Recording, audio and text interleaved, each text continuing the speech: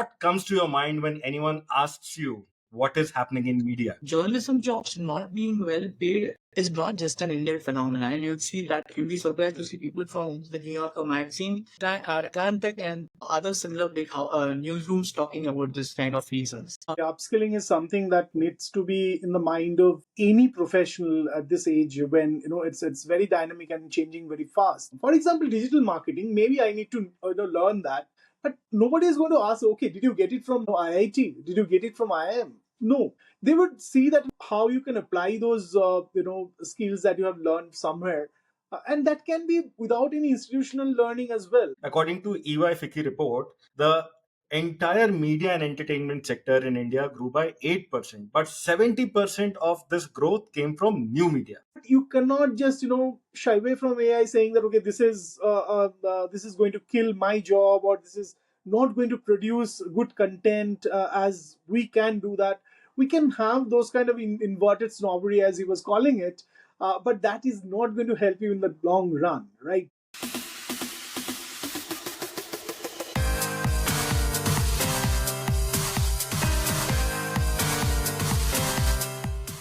Hello and welcome to the show Indian Media with Dhiren and Experts. Here we discuss trends and opportunities in the media and entertainment sector that impact careers and businesses. I am your host Dhiren.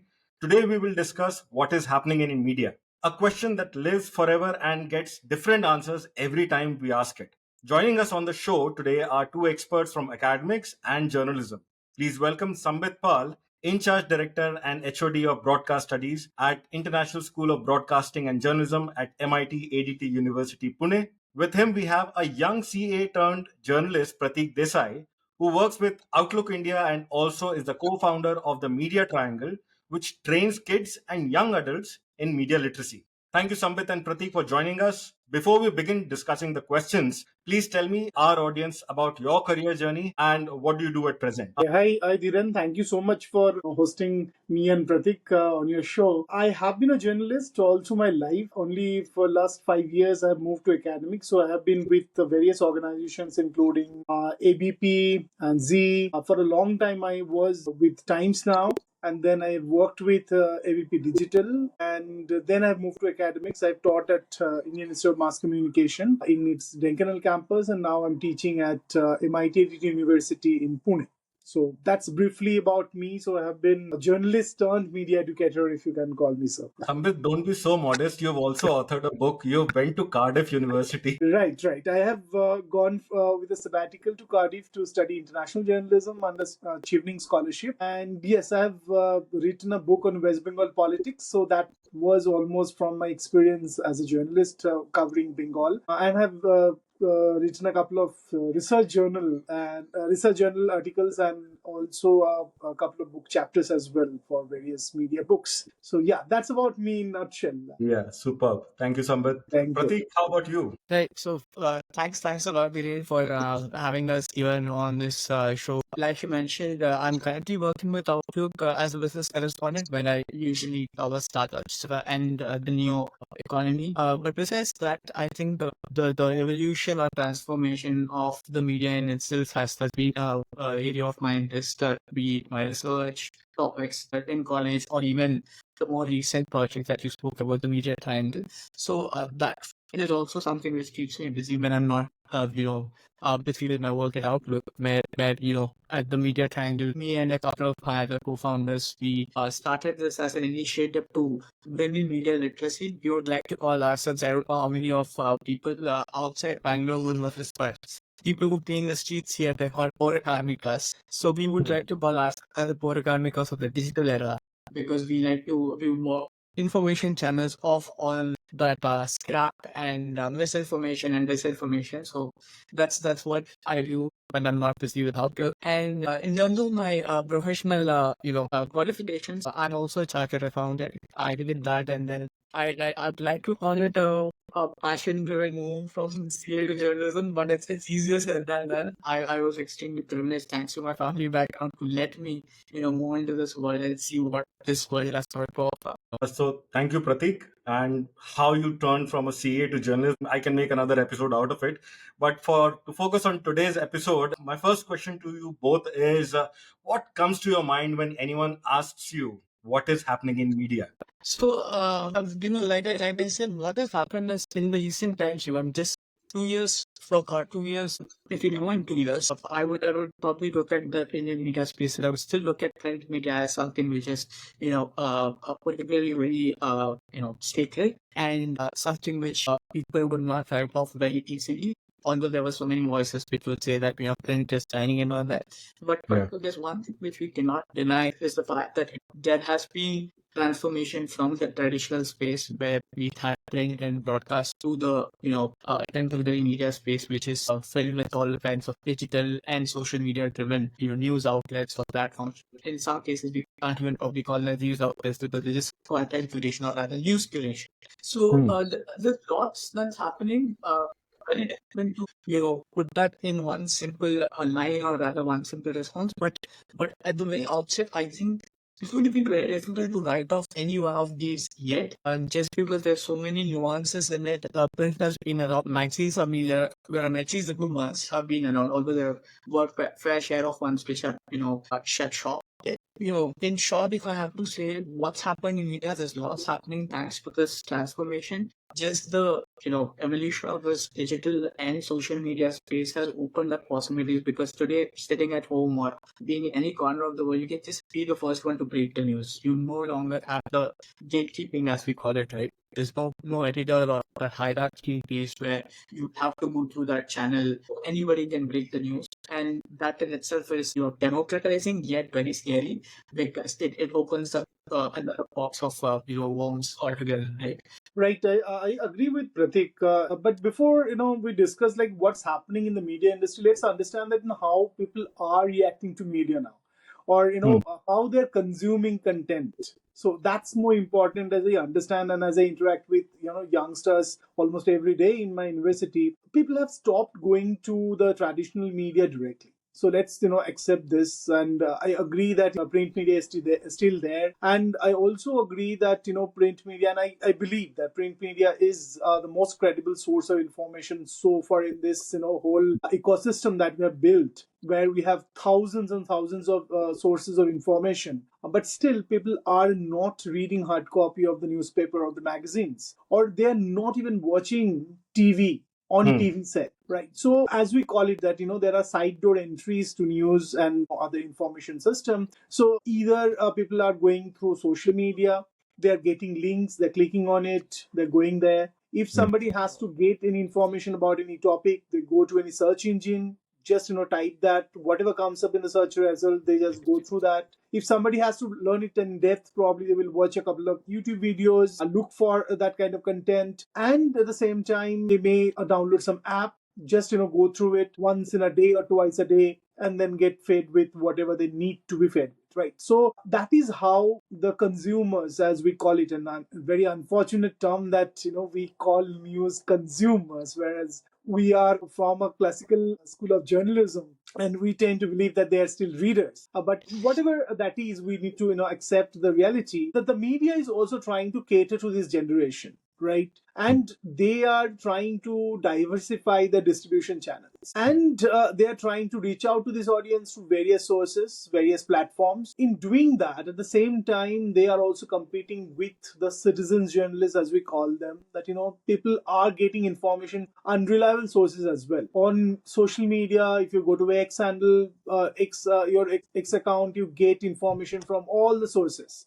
On your WhatsApp, you keep on getting a lot of links from here and there, right? So apart from that, also this news media organizations, they are trying to just reach out to their audience, and discovery has become the most important thing for media. And in that process, a lot of misinformation that is coming up, and the traditional media, the mainstream media, they are trying to compete with the citizen journalists, if I can say so. And a new trend that has come up, I think Dhiren and Pratik, both of you will agree to this, that in this election, what we have seen, that we are getting or moving towards something called influencer journalism. That's a very fluid term that I'm using at this moment, but people are believing in the information that is being disseminated by influencers on social media, that they may be journalists like Ravish Kumar. Akash Banerjee also had a journalism background, but they are also believing in Dhruv Rathi, right? They are going to Avisar Sharma. So, and that is what is happening along with the traditional media, and they're consuming traditional media content on social media platforms. So that is where the media is actually struggling, or the media industry is actually struggling, especially the news media, to how to reach out to this audience and how they can be discovered. So that's the challenge that is that is coming up, emerging, and in that process, I would say that the traditional roles in journalism that have also changed a lot. Important points you made, and for every point that you raised here, I have like serious data backing all those claims. For example, people going to YouTube. There was a WSJ story few years ago which said Indians use YouTube as a Google search engine to figure out anything. Then influencer journalism, that's also a very important part, because many people who are into journalism or claim to do journalism are not actually, haven't either studied it or are as dynamic people as Pratik, who have a professional degree in something else and then got into this profession just for the sheer passion of it. And when it comes to digital media, that also leads me to my next question. According to EY Fiki report, the entire media and entertainment sector in India grew by 8%, but 70% of this growth came from new media. So in this scenario, most of the traditional brands, whether they are print, radio, or television, they are also into media or online now, right? So given this scenario, where in terms of jobs, revenue, and investments, are we going ahead? So while we see print media staying afloat, that's something which I have observed in Christ University, where I often go as an mentoring faculty. So something which I observed, and it directly answers your question, is in terms of job, what has happened is you mentioned about the growth that we see in new media, and that's partly also because of the low pace, right? And it was not that big to start off with. But even if you look at it realistically, what's happening is, it's answering the problem at the journalist end, right? We spoke about organizations standing tall and staying relevant, but who would go into these journalism organizations if you don't pay them well? And that's a very big Right. question.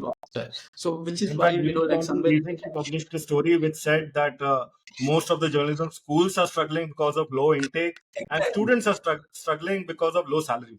Exactly. So, we saw IIM shutting shop in Bengaluru. We saw Commerce shutting shop 2 years back in Bengaluru. So, just two colleges here in the last 2 years. If you look at this trend, what it shows is the problem really lies at the academic space, where they're not trying to reinvent themselves in terms of at least the jobs, right? So, there are definitely lesser well-paying jobs out there in the market in the traditional space like the print media, and which is why if you still keep looking at journalism as this only print or broadcast kind of avenue, then you are likely to fight like these news or like these journalism schools, right? However, you need to do in this kind of spaces, identify the reality, like cited this report, right, where new media is growing and it's growing very well, and we see that examples right out there. Like Sandit mentioned, there were influencers who were also hiring during the pre-election phase. An influencer who was just running the show by themselves, or probably with two more people helpers, now had a full-blown team to cover the elections, probably on ground. We saw somebody like Sandesh Bhatia from our class. He moved out of Scoop Hope and started his own unscripted, and now he has a team. Probably has already. But again, that's a new media because the entire revenue model itself, right, or rather the business model itself makes sense because he has this interviews going on at one end where he's probably making funds from there. He also has a subscription model to back himself with, and at the same time he also opens up for donations or any kind of help people who want to to that kind of channel, right? So if you look at all this, what one thing is clear: different revenue models or either different models of journalism need to come up, and they're coming up. Like you mentioned, data is something where a lot of different models. Whether you want to call it journalism or not is a different thing.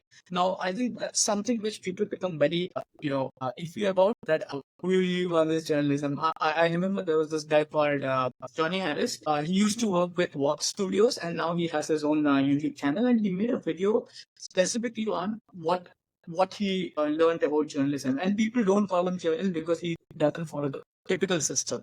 And I think that's one of the problems in Indian journalism discourse as well.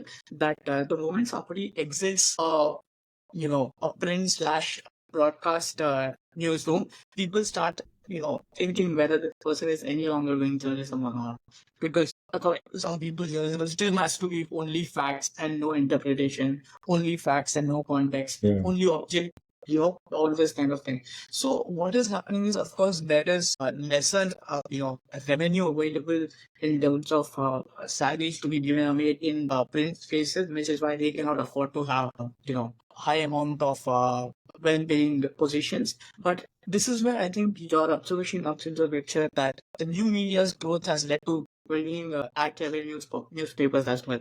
You just look at Geo Cinema during any of the cricket or any sporting event, really. During the ads, you'll see a QR code using which you can scan and land on that page of that particular product to actually make the purchase. So when that kind of ad option is available, a print ad is really not that dynamic anymore for a brand as well. So if you look from a brand's perspective also, all this, I'm not sure if, I'm making an explanation which I want to make, but if you look at the overall picture, you will see how all this connects and leads to lesser jobs or lesser attractive factor within the print space, right? This is probably why, and Sambit will probably add on to this, probably why students don't see Sambat, value what do in, you think? Being a TV yeah. journalist of visual medium, I think the prospects for jobs, investments, businesses are more in video. That is my thinking or assumption. And that also comes from the fact that until 2022, TV had the largest number of audiences running above 800 million.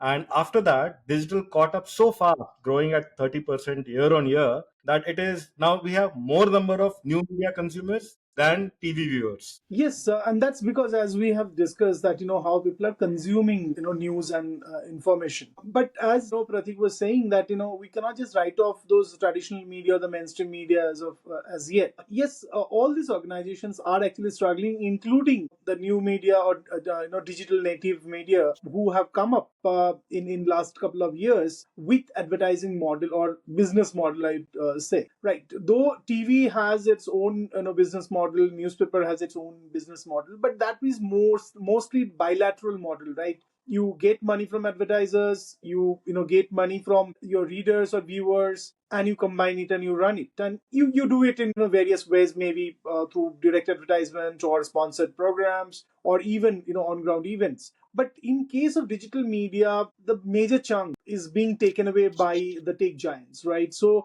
it's very difficult for any digital native media to actually get that kind of advertisement that any newspaper would get in its prime years or decades or whatever we call it. So that is the problem with the business model, and that's why we see that the media is growing, but it's not producing jobs which are high paying. So that's a hurdle. And digital media is still struggling to find a stable business model which can give them revenue at a longer period of time, and they can say, okay, fine, this is where we can stay and get people with high paying salaries. That is not really happening. But there are different models. I'm not getting detail at this moment, how they are trying to generate revenues and all, but that's a reality that we need to understand.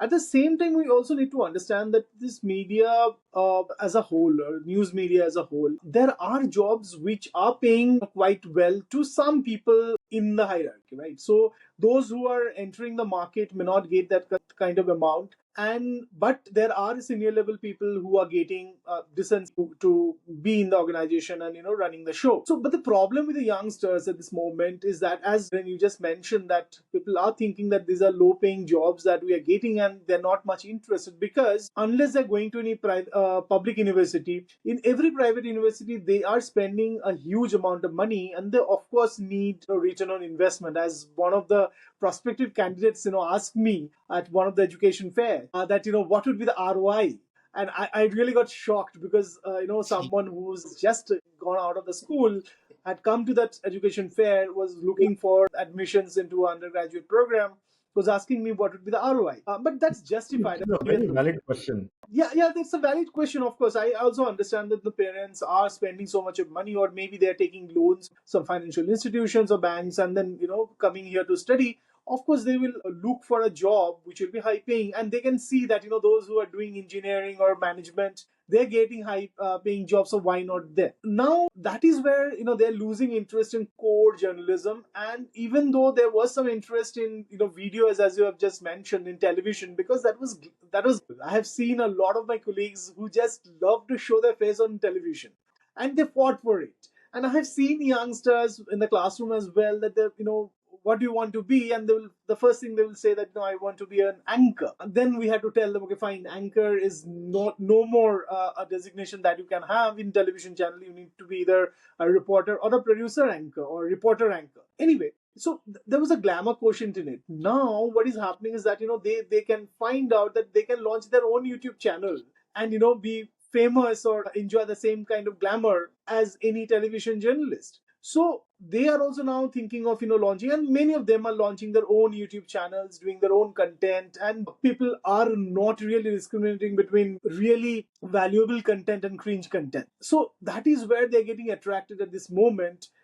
And another thing that is so important for these youngsters to understand, and I mean many of them are also getting it, that apart from the traditional roles of a reporter, sub-editor, a producer, anchor, you have a lot of other roles that are available, right? Even though people are mostly interested in public relations, advertising, because they pay relatively more than what a journalist can be paid at the entry level, they are mostly attracted towards those professional areas. But people are also thinking of launching their own YouTube channels, own venture, and there are a lot of other job roles that are available now, even in broadcast media, even in digital media. For example, if I can just mention one or two, that audience development manager, that was not available in print or in television or radio earlier.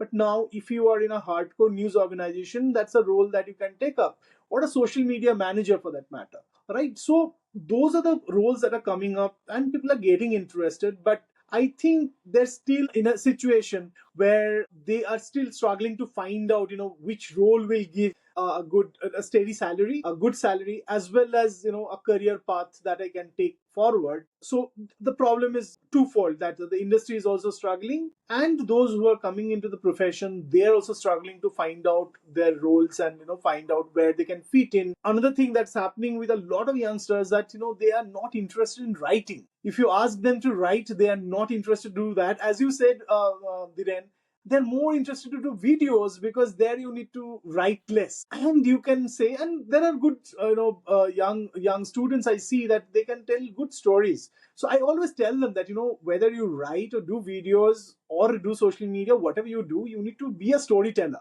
So just orient your mind accordingly, and that can help you in different roles, even if those are not traditional roles. So multiple things are happening, and we cannot just put it in black and white at this moment. The way it's evolving, and disruptive technologies are coming up and emerging in this media industry. So that brings me to my next question. If this is the situation, should mid to senior level journalists or professionals who are in this medium should invest in their education or training to have a better career growth? I think, one of the things I've noticed is when you look at outside India, the journalism scenario, right? I was reading this interesting piece, which is called the journalism's largest incident or largest incident, and it has got quotes from 27 journalists from across the world. and who are quit. If you look at their responses, there are two, three trends which come up, and most of them come up to this point that journalism jobs not being well paid is not just an Indian phenomenon. And you'll see that you'll be surprised to see people from the New Yorker magazine, Atlantic, and other similar big newsrooms talking about this kind of reasons. But why I'm telling you all this is that they realize that if you want to stay put with the same idea of journalism as we imagined it to be 2, 3 decades ago, or probably 4, 5 decades ago, it's not going to help you. You will have to reinvent yourself. And a lot of these people have now gone on to start their own products, and these products, are very innovative ones. Then you really have to share. Some of them started a newsletter, and they match it up with the podcast on their YouTube channel, and then they also sometimes do a quick reel or a quick analytical video for their YouTube channel besides the podcast. Now, when you look at all these kinds of different models that are coming up, this is where the upskilling becomes very important. If you thought just reporting and writing is what you are really good at and that's what you want to stick to all your life, probably you will get stepped over. And it's not stepping over in terms of competition. It's just the industry getting so dynamic and so evolving that you're probably no longer considered relevant, or you probably just rendered redundant, right? Because you deny to change, you decline to change. So I think that's where the thing becomes very important. No matter which hierarchy you are in, being up to date with whatever skills are there. I think AI is again something which is being very much ignored in the newsroom settings. I think you should use that to do some kind of mundane tasks so that it really focus on ideating things that only humans are capable of, right? So I don't think you should be immune to this kind of change, or rather insulated to this kind of change. You should be open to that and feeling in terms of one, video storytelling, two, using AI very effectively and very quickly, and three, just ideally in terms of building a very solid product. I was just thinking of this revenue model that there are news people who write newsletters and who got decent amount of at least 20-30,000 subscribers. And I was just wondering that even if a single subscriber is willing to pay, let's say, a very small fee of $10 a month, which is what, $800, right? You get pretty much the same, or almost half of it for a newspaper every month, right? So even if you're paying a $10 fee from, let's say, 10,000 people, that amounts to $1 lakh dollar of revenue, right? So if you are looking at a sustainable job or profession in the same field, there is scope, is what I feel. It's not that you have to leave journalism, you just have to reinvent yourself. And for this reinvention, I think upskilling in all these areas, be it making videos, doing fair bit of editing. You don't have to produce VFX and all that kind of editing, but basic editing, basic audio editing, and upskilling yourself in terms of setting up your own camera or having a small team. I think that's the basic that any medium or top level employee also can do. And I think even a fresher like Sambit mentioned can start off directly because that guy has already gotten this head start in terms of being aware of all the tools that are around there. Sambit, do you agree with him? Yes, absolutely. Upskilling is something that needs to be in the mind of any professional at this age when it's very dynamic and changing very fast. Because when the students who are just passing out of the young graduates who are just going out of the college, they come to me and say that, okay, I want to do masters. The other day, a parent was talking to me and asked that, what is the opportunity for doing PhD in journalism and mass communication? The first question that I ask that, why do you want to do a master's? Why do you want to do PhD? They get shocked, they get shocked because they think that, okay, am I discouraging them? But the point that I want to make is that, you need to know that why do you need that degree? Are you going to get that degree just for the sake of that degree? Because if you are a graduate, that's a minimum qualification that people generally ask if you are getting in the media industry. Masters, nobody will ask you whether you have a masters or not. Generally they don't ask you if you are at the entry level. But of course, if you are planning to go into academics and all, that's fine. There you need all those qualification. But if you want to be in the industry, minimum qualification that you need is a graduate degree, a graduation degree. Now, what you need more is, as Pratik was saying, and if I can just summarize those points, that either you need to be a storyteller, that who can tell a story either through writing or through videos or through audio. I'm a great storyteller. So that's my calling card. Or you need to be a creative person where you do animation, you do editing, you do all other stuff that are related to storytelling, of course, but a little bit of technical knowledge that you want to. And the third thing is that you need to, if you are a technologist, if you know technology well, right? Because the AI is coming, and that's taking over a lot of job roles in different ways, even if not entirely, but they are going to do that. So what I tell my students also, and what I suggest any mid-career journalist as well, that you need to know that how it's changing, how it's going, where it's going in next 5 years, and what are the skill sets that you can develop. So you need to identify them. You need to be a technologist all the time. You can't think of, okay, fine, I need to learn coding to do data visualization, right? Or I need to do coding to have AI model in place in my newsroom. You may not be equipped to do that, but you need to know that, okay, fine, what is my interest area and how I can upskill myself to be in that role which is coming up, or taking shape, or probably has taken and that can lead the market, a part of the market in next 5 years. So you need to identify those areas and then upskill yourself. As Pratik rightly said, that you cannot confine yourself to those traditional roles. And I have seen a lot of my friends who were in newspapers when I had started doing digital journalism, and they were like, okay, we are print journalists, we don't need to do digital. I won't give my stories to the digital. So those are the kind of conservative nature they had at that time. But those who had evolved with that, those who were interested to learn new things, and they are surviving, and surviving well. So that is what you need to do. You need to keep your options open. You need to be open to technology. You cannot just say. And the other day I was talking to one of the senior editors, and he was saying that my journalist, and he is from print with a print background, and now he's into print media, and he was saying that I tell my journalists that AI, we do not allow them to use AI as of now in the newsroom. But you cannot just shy away from AI, saying that, okay, this is going to kill my job, or this is not going to produce good content, as we can do that.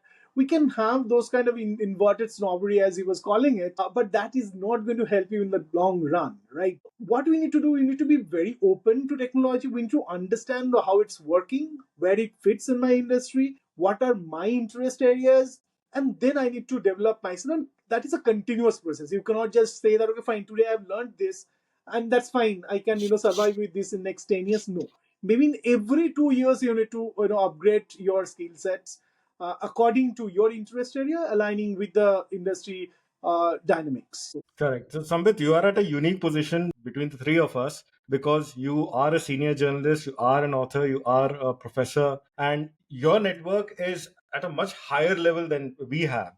And so this is why one question that I keep on getting from my friends in media across journalism, advertising, and public relations is, what course should we do? How should select a course that we should pursue?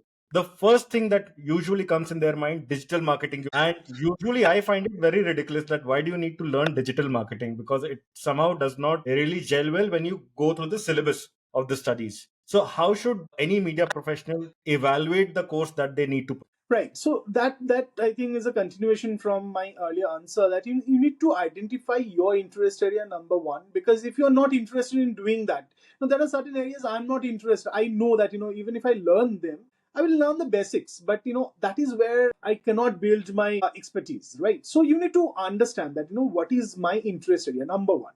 Number two, that should align, again, I would say, with the industry dynamics, that those roles or those skill sets will be useful in next 5 to 10 years or not, at least 5 years, given the situation we are in at this moment. So you need to understand both of this. Then you need to think about, when you are looking for courses, then you need to go and see that who are offering those courses, go through the curriculum, and see that whatever I have thought, whatever skill set that I want to develop, whether I find that in the curriculum or not. All the institutions who are offering courses, maybe private institution, public institution, a lot of digital learning platforms, they offer these courses. You need to just find out if they are offering them or not. It may not be that you get, and we are not at that stage even at this moment, that where every course will be curated for individual student. But we are, I think, heading towards that in next 10 years, 20 years down the line, where There'll be no professional degree or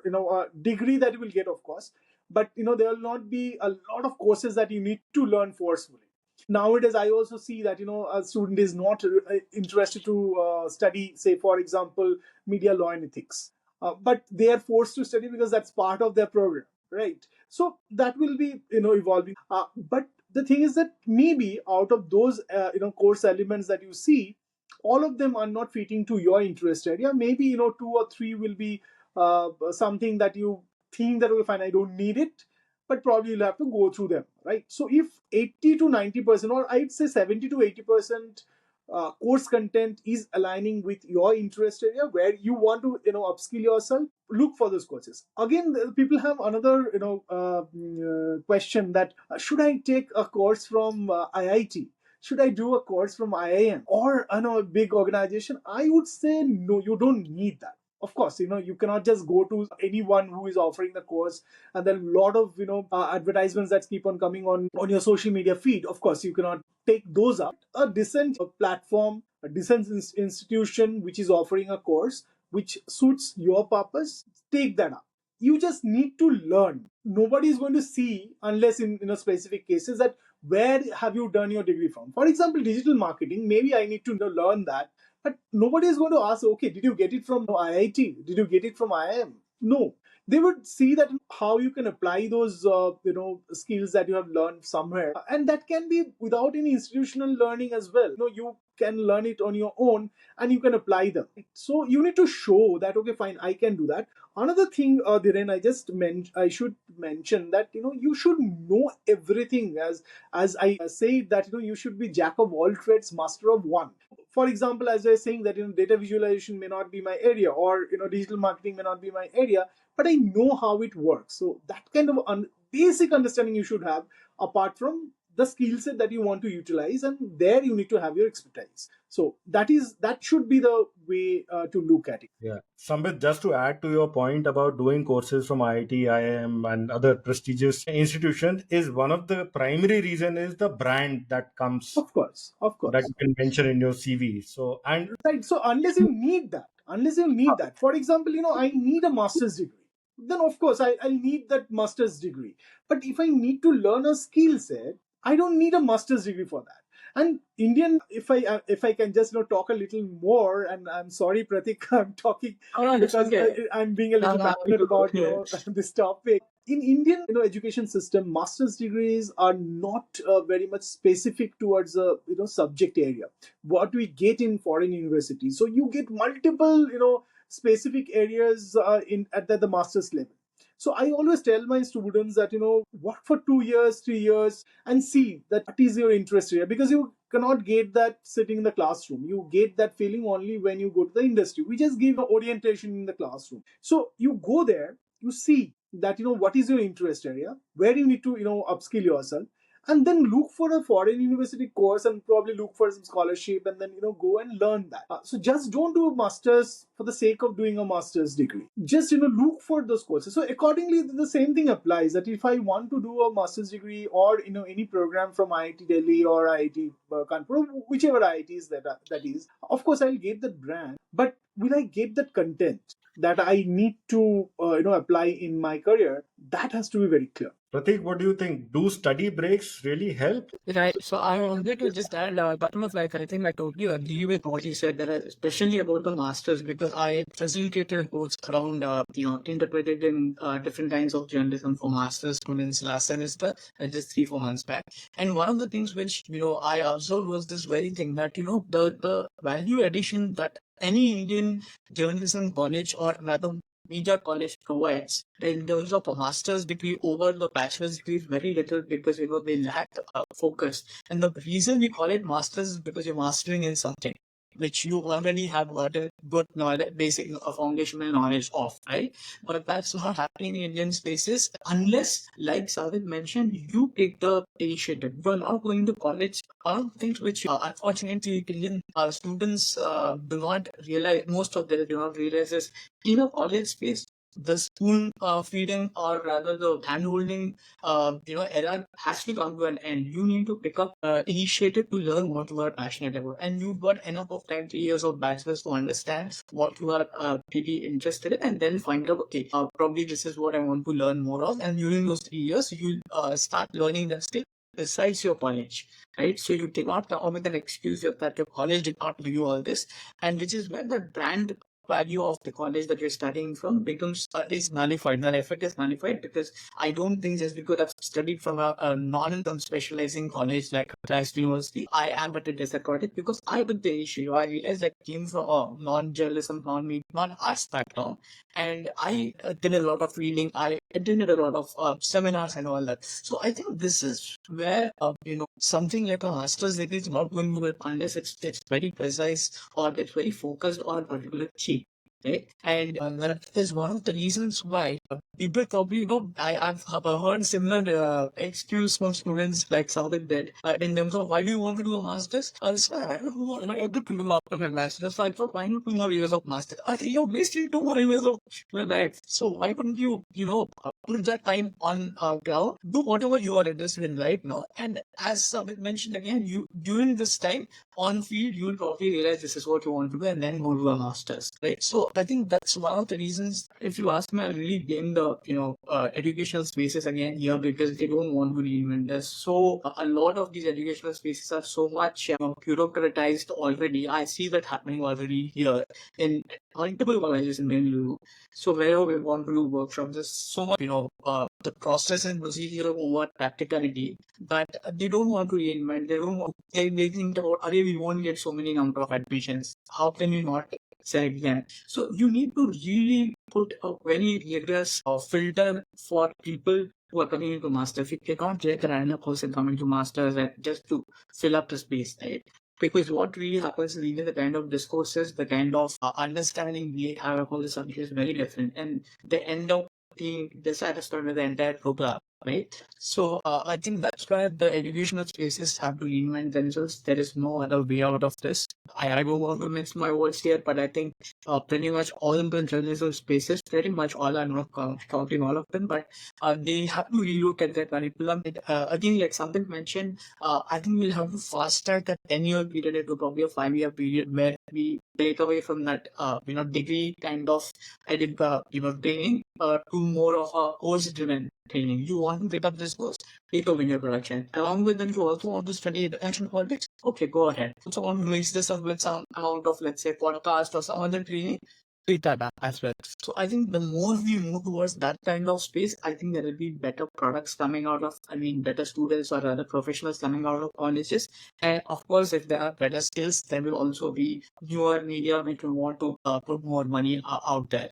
So just to wrap up my one last point, I also feel in some cases where the new media is doing relatively better in terms of money, the reason they don't want to pay so much is because of also the substandard graduate who is coming out, because that person knows nothing or barely anything besides their internship experience, because there's very little on-ground experience they get while doing their bachelor's or master's. They do the internship for the sake of certificate. Very few actually end up learning something.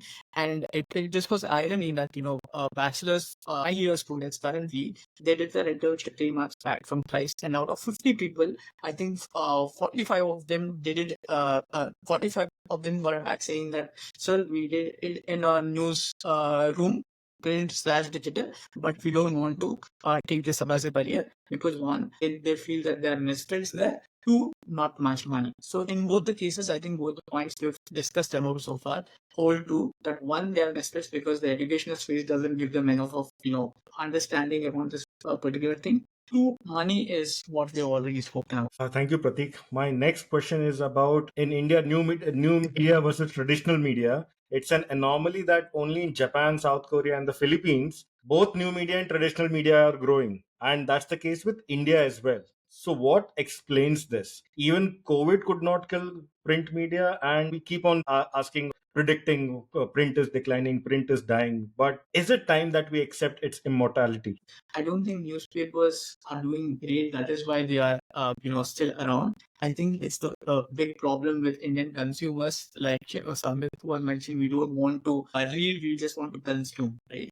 And that is why what is happening is we don't want to pay for our news. This is the biggest problem. And the maximum that we are going to pay for consumer, not an avid reader. An average Indian news consumer wants to pay is only that newspaper, and that goes because it's an age-old tradition.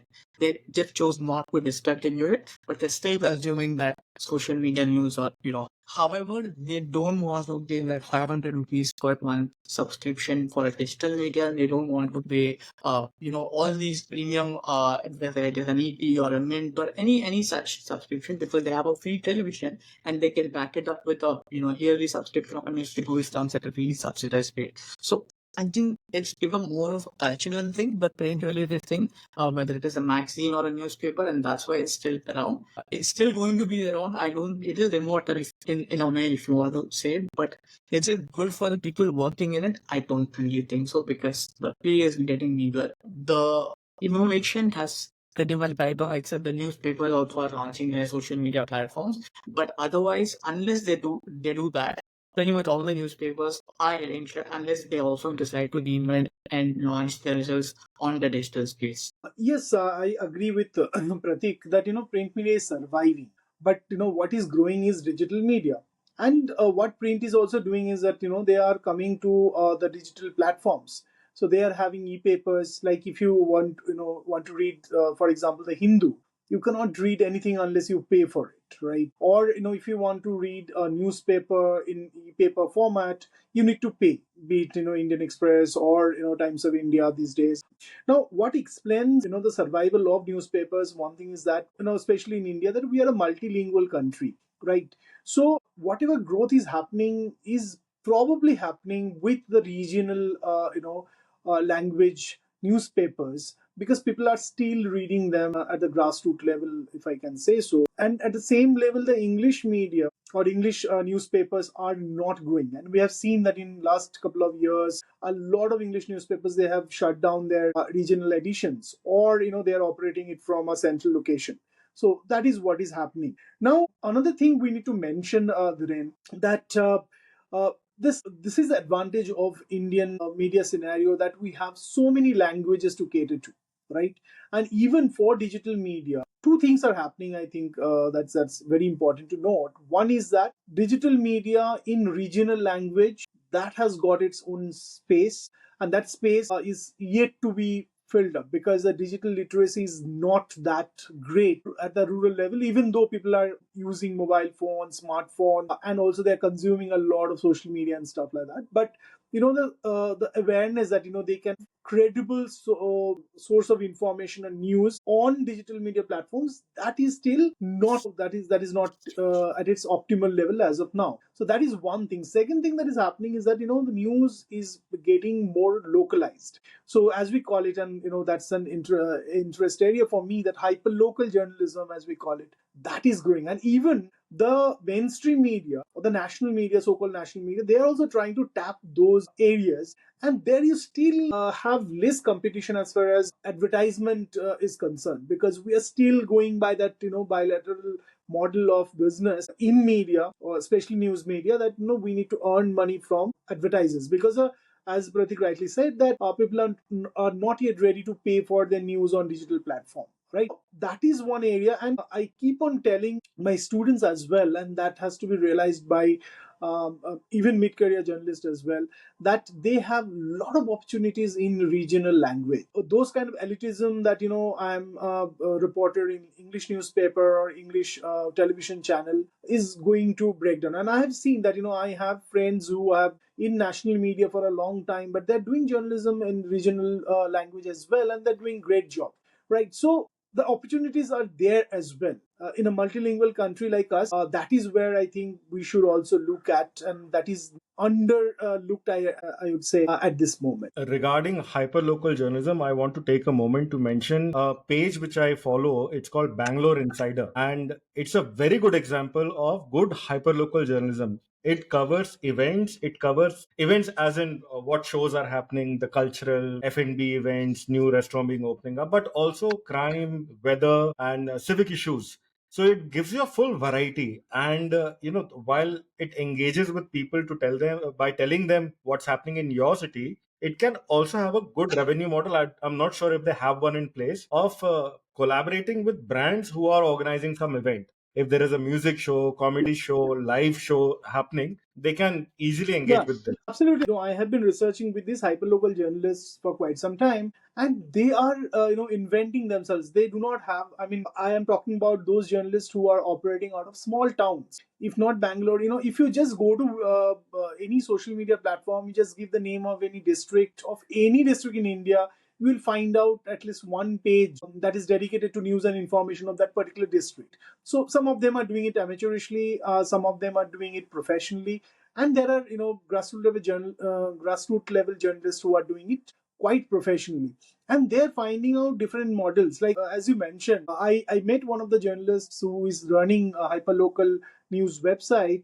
He said that I asked him that what is your revenue model. So they do not have much idea that how to run the business as such, most of. And he was saying that what we do, that we ask any shop owner that do you want to advertise your product to my audience, or if they're opening up a new showroom, they just go and do live streaming of that inaugural program, and they charge a consolidated amount from them, and then they take it. So they are also inventing a lot of ways of generating revenue, and that's working for most of them, and they're giving hardcore news item. And I have seen that they have audience who are, for example, if I talk about Bengal, where I hail from originally, I've seen that those who are staying in Bangalore probably is getting connected to his native place through this kind of hyperlocal websites, news websites, and they keep on calling and say that can you just give some news about this area, and they cover those areas.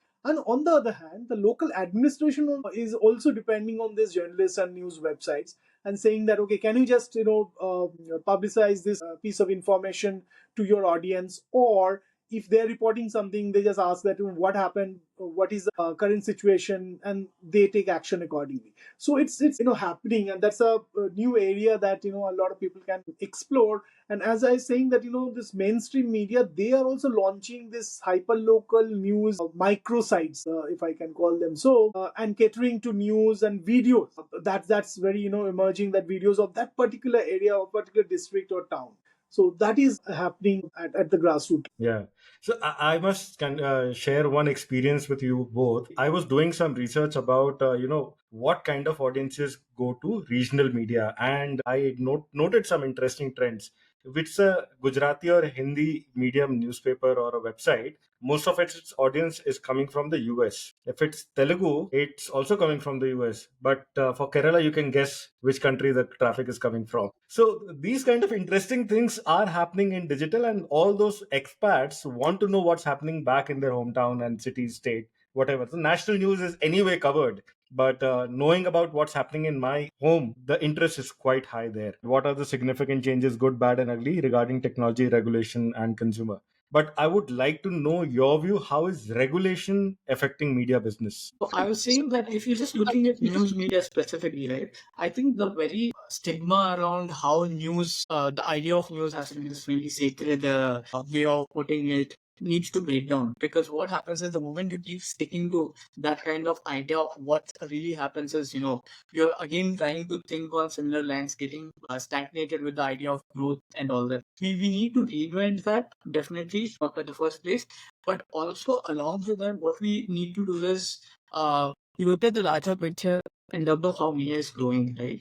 And I think a lot of these points we have already spoken about. We spoke about how there is multiple revenues or others and all that coming into the picture as well. So all those also need to be taken in consideration when you look at the future of journalism.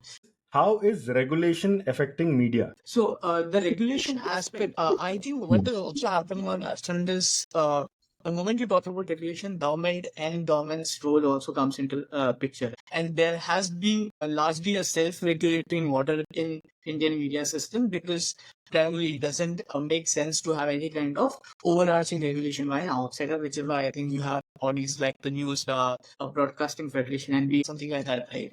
So and I think this is how self-regulation will have to be there. The moment something like a government-driven fact-checking unit or a PIB, controlled fact-checking unit comes into the picture, is going to impact all kinds of journalism, be it whatever it is, right? It can be a news organization, a print news organization, it can be a broadcast, or it can even be social media, because we see laws being brought in at each of these fronts. We have seen cases being leveled against people on each of these platforms. So I don't think it's specific to a particular platform. In this case, in terms of regulation, I think regulation is going to impact all kinds of platforms as long as the intent of people who think they can regulate the space is on those lines, which is why the very idea of having a fact-checking unit which is controlled or rather owned by the government-driven press unit in itself doesn't make sense.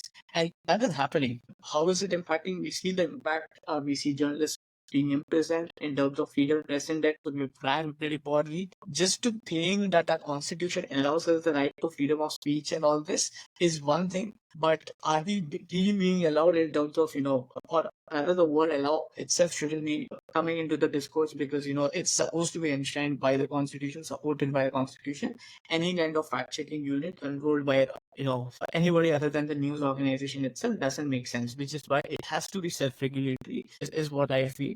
And again, the impact that we are talking about, details see that there are imprisonments happening of journalists across all. Important points made by Pratik. Sambit, before you come in, I just want to mention to Pratik that, despite self-regulation, despite government fact-check unit, despite imprisonment of journalists, media has grown 8%. Yes, they are growing, Dhiren. But the thing is that those who are coming up with their own media initiatives, they are struggling to find out, under which regulation they should operate. Until recently, the digital media journalists were not recognized by the government, and even now there are several state governments which still do not recognize, digital media journalists. I'll just quickly cite one example. I recently attended Editors Guild of India meeting where several regional journalists and digital journalists also came. They also pointed out the same fact that government PR units don't invite them for any of the events because they are not recognized as journalists. Absolutely. So that is what is happening. And I was talking about this hyperlocal journalists. So what they're doing is that they're taking license under a small scale industries ministry, and they're running their business because they need to, show that, okay, fine, I have something in my hand, but they are not given accreditation as any print or television journalist would be given. So that's the problem. And on the top of it, they do not know when they will be caught under which law. And there is, of course, in lack of awareness of these journalists about this regulation. So they do not know where to register. In case of newspapers, there has been a proper mechanism to register your publication and stuff like that. In case of television, you need to take permission, license, and everything. For digital media, you can just launch any channel on YouTube, right? But you do not have those kind of mechanism where you will be recognized as a journalist or as a news media organization. So these are the struggle that is still there, and a lot of people are in fear also that what kind of content should I create? Will I be caught or not, right? And of course, and there is flip side to it as well, that there are a lot of politicians and political parties which are using this, digital media platforms in their favor. So there is a kind of blurry lines where there is only propaganda or, proper news dissemination. So that is what is happening. And as Pratik was mentioning, I'll just, touch upon that point. People are now considering opinion journalism to be the mainstream journalism, right? That has become the main source of their information interpretation and not news, and that has got validated now. So I was presenting a paper, and then one lady came up to me and said that what's wrong with those people who are just interpreting news? If somebody is giving me this part of the news, I need to know what is happening on the other part. So if they are giving that, why do you object? Why do you call it that this is not journalism? But as Pratik rightly said, that this has become, the yardstick is no more like, you just disseminate verified information. It has been also that you also talk about context and just context. It may not be just verified information, but the context and interpretation. So Yes. those are blurry lines, and where a lot of journalists are also struggling, who want to do serious news, but they do not know where they'll be caught, and some of them are just also backtracking. I have something to add, Dhiren. I have slightly different perspective here in terms of the regulated side, in terms of just the recognition and license. I don't think today recognition or license from government matters to somebody who's genuinely doing work which they believe is, in the right direction. You look at the likes of Dhruv Rathi, Akash Banerjee, they don't have any kind of recognition, and you contrast them with something like that creators award ceremony that the government pulled off right before the elections, right? So you can compare these things. While we got recognition, they got awards for being creators in whatever space they were. We all knew in the hindsight what it really was. And if you look at it, it is just another form of validating certain sections work. And again, like all of us were discussing so far, the very fact that all these people are doing just a lip service to the government, or are they actually speaking to the power, is matching, because they're being validated to a certain section of the audience believes that these creators are validated by the government, so these must be genuine as well, and they start consuming that content. However, on the other hand, also there is a set of creators who don't bother much about the recognition, whether they're invited by the government or all that. They still keep doing about, because there is another set of audience which believes in their work, which believes that whether they are called journalists or not, they're giving me data, they're giving me facts, they're also giving me interpretation, they're also helping me analyze and connect the dots between what happened 3 years ago with the Great Nicobar project and what is happening today again in the Great Nicobar project, right? If I'm able to give up a summary letting me connect the dots between two events which happened in two distant timelines, for me, that person is very important, a journalist or content creator. I'm going to consume the content, be it whatever, right? So I think that's also a very important point where regulation doesn't really impact today's generation of content makers or news creators, because for them they have the power of mobile phone, internet, and unlimited reach. Virtually, it's just unlimited reach. But better you are marketing yourself and your product, more likelihood you have to get better views, irrespective of what the government views you as. They might call you international, they might call you Deshbhakt, but that doesn't matter, because as long as you can use these three tools to your advantage, I don't think regulation matters. If I can just differ a little slightly what Pratik is saying, that you need some legal protection, I would say. Of course, we'll be tried under the laws of the land, of course. But if a print journalist is being arrested for any allegation, the kind of support or the legal protection that he will enjoy, an independent news creator will not enjoy that. Or if you are publishing on newspaper, or airing something on any television channel, the kind of authority that you can enjoy, because you have been given a license by the government, and there's a complex process through which the government will have to go through. I won't say complex process, but of course they need to go through a process to blacklist that channel, right? In case of independent news creators, a lot of news creators, as I said, there are a lot of news creators who are just doing their without thinking that what will happen to them. But there are a lot of serious journalists who are not really comfortable to come up on social media channels and talk about what they think is right. So there is this slight difference of having a legal protection or a mechanism in which they exist than a very open space where they are existing at this. I think it's an added advantage if you're recognized by the government, if it's Yes. not a complete disadvantage. Yeah, and if you are, see, you have Editors Guild, right? You have Press Council, you have Editors Guild, you have Broadcast the Journalists Association or the Editors Association, which you still are not having in case of say digital media. Even if there have been some initiatives of self-regulation and having a self-regulated body, but that is not all encompassing, or that is not having a proper mechanism, I would say. If that comes up, that would make it easier for a lot of people to do their kind of journalism. this aspect of, that making a difference, but it's just that for this section of audience who, don't bother about, the recreation aspect. What is the motivating factor? I guess it's the basic, relationship between the risk and reward. For them, the reward of, getting better traction, better viewership, more numbers, whatever it could be, right? Like, is purely, much more than the risk they foresee in terms of, like Sambit mentioned, it could be censorship. Recently, we also heard about, SARS, but do that he was served with, right? So there are definitely risks, like Sambit mentioned, and I totally agree with that. It's just that for this section of audience, the regulation is no way a minimum requirement to start off with. They are okay to sidestep them, they're okay to not be recognized. But of course, like both of you mentioned, I think something like a regulated entry to protect you or to have your back is anyway welcome, and I think great news. But yeah, that's what I meant. Yeah. Pratik, you mentioned risk and reward. I want to know from your perspective, what are the risks that media professionals should consider taking, and towards what kind of reward they can expect?